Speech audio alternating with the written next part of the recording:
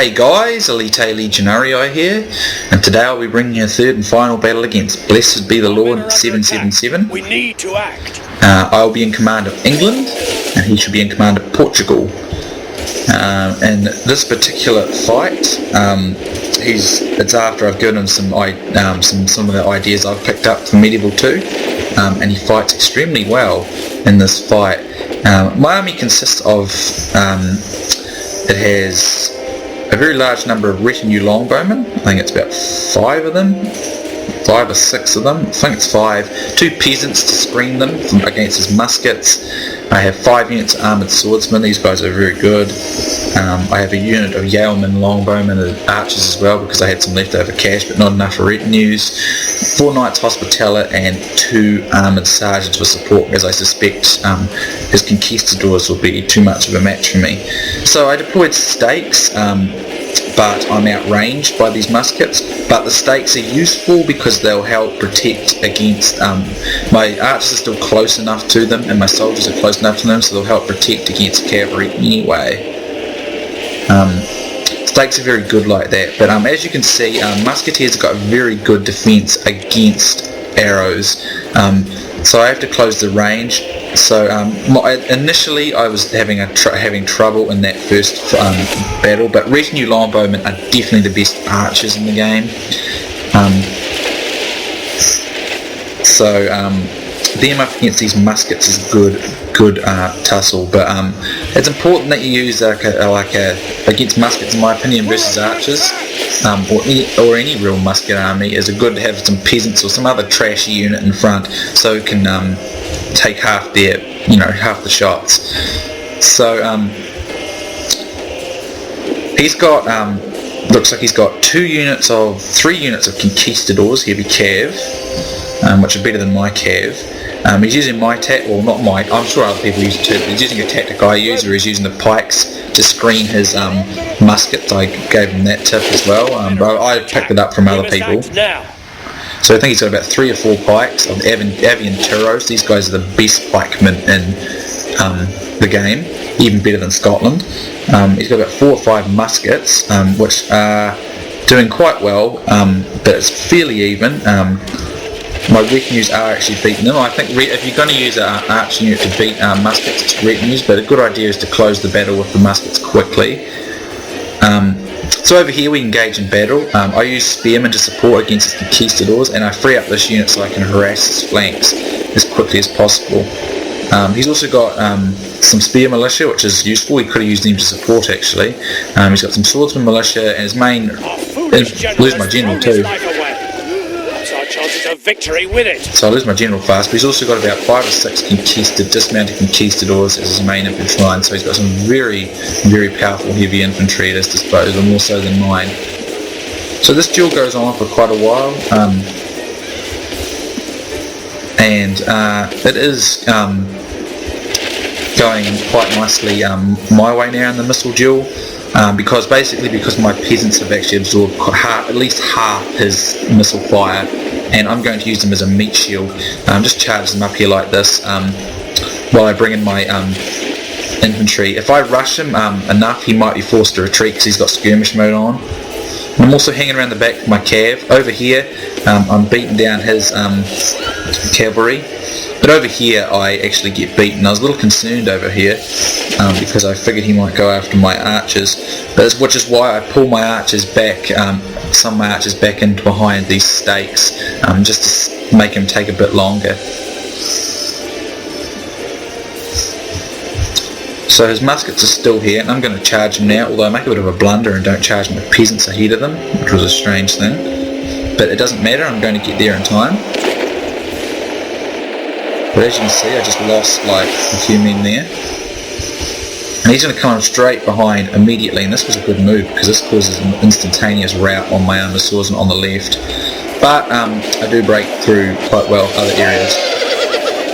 And he appears to get his own general snag on his own pikes, which is kind of bad for him. So over here, I managed to pin down his conquistadors. But having won this cavalry fight, I made sure I did better in the cavalry department, because if I can win the cavalry, I can win the rest of the fight. So I'm mostly stuck fighting his Aventuros, but I still got to get through his Conquistadors, which is going to be hard. So I'm doing hammer and The enemy anvils. force remains. I'm killing the rest of the musketeers before he can get around the flanks. While this is happening though, my archers are constantly firing and having quite a lot of success. So as you can see, with retinue longbowmen, they can probably go pretty even with musketeers in an extended missile duel, but probably not many archer units can do that. It just depends. Sometimes muskets don't do as well, other times they do. So it just depends. So here's a nice hammer and anvil opportunity, which I'm going to take. He loses a big number of conquistadors there, and I'm going to pull out. He lost about 20 conquistadors in that charge. And I'm going to keep pulling out and repeating these charges.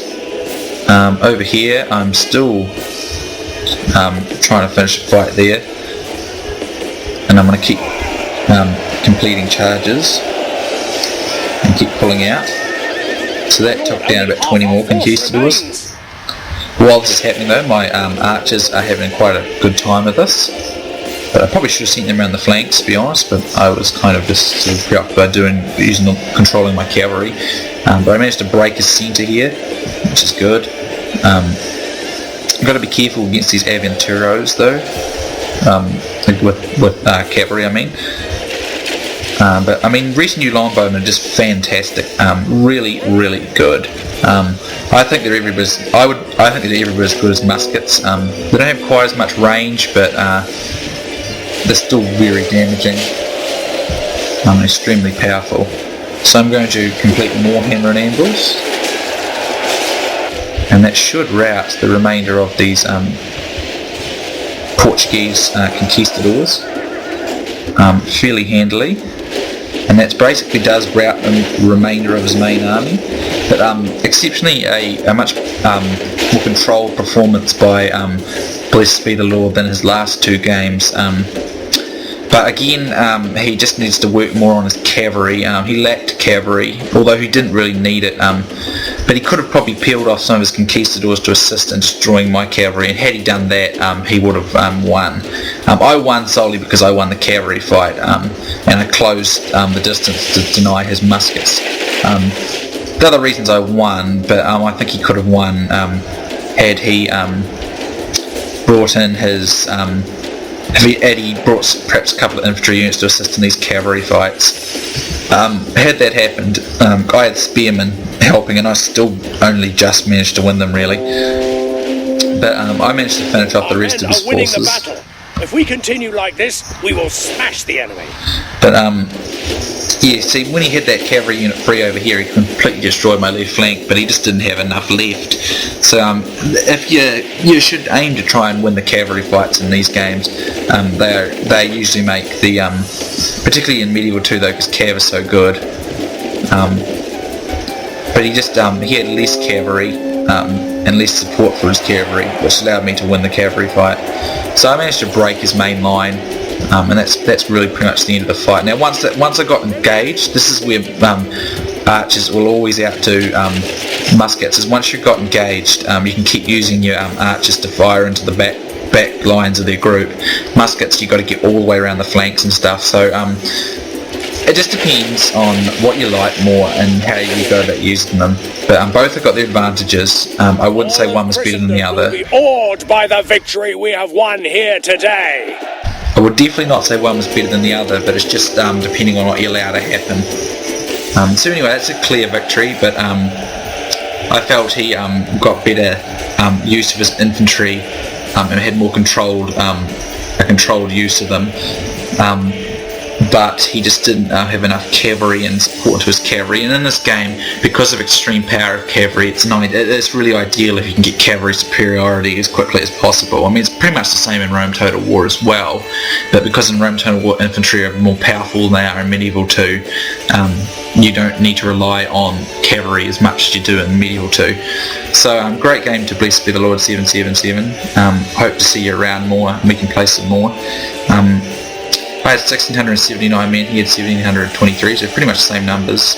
I lost 846, and 833 left, so about half my army. Got 1408 kills and 136 left, and he had 1723, 1545 men. He lost 1545 and 178 remaining. He got 819 plus 108.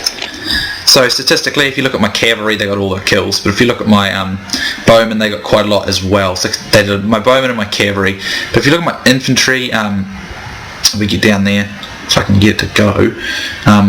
They actually did pretty good as well, but they took about the same as well. Actually, no, they did it. It was pretty even. But my peasants, as you can see, they absorbed a heap of that musket fire.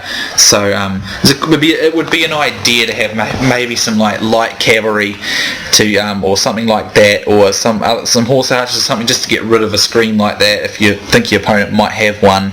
But if you look at my cavalry, they got tons of kills, and my armoured sergeants offered the necessary support to ensure that they won.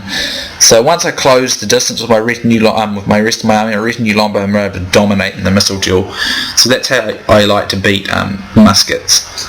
And my armoured swordsmen, well, they actually did pretty good, but ordinarily they'd be no match for conquistadors, but because I had the necessary cavalry support, they were able to do so well. So great game to Blessed be the Lord 777.